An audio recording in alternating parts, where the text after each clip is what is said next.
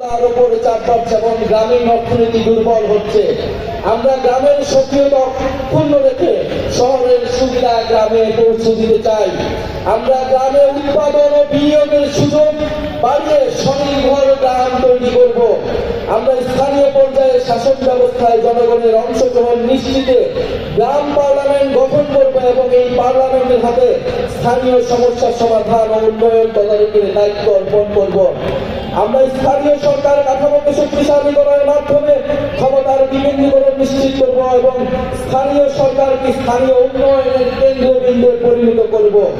আমরা সংসদ সদস্যের ক্ষমতার অপব্যবহার বন্ধ করে স্থানীয় নির্বাচিত জনপ্রতিনিধিকে ক্ষমতায়িত করব। আমরা সংবাদ মাধ্যমের শতভাগ স্বাধীনতায় বিশ্বাস করি এবং যথাযথ আইনি ও নীতি কাঠামোর মাধ্যমে সেটি নিশ্চিত করব।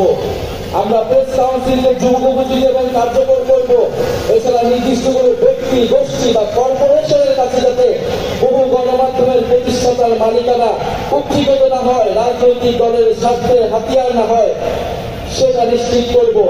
আমরা নিশ্চিত করব গণমাধ্যম যেন জনগণের কাছে দায়বদ্ধ থাকে। আমরা গণতান্ত্রিক জবাবদিহিতা শক্তিশালী করার প্রয়াসে নাগরিক সমাজের সক্রিয়তা ও স্বাধীন মত প্রকাশের সুযোগ অবাধিত করতে নাগরিক সমাজের অংশীজনের সমন্বয়ে একটি শক্তিশালী নীতি কাঠামো তৈরি করব। আমরা গণমাধ্যমে মিসইনফরমেশন, গুজব ও বিভ্রান্তিকর সংবাদের বিরুদ্ধে জনগণের সুরক্ষা নিশ্চিত করব। আমাদের নবম দাবি হচ্ছে সার্বজনীন স্বাস্থ্য।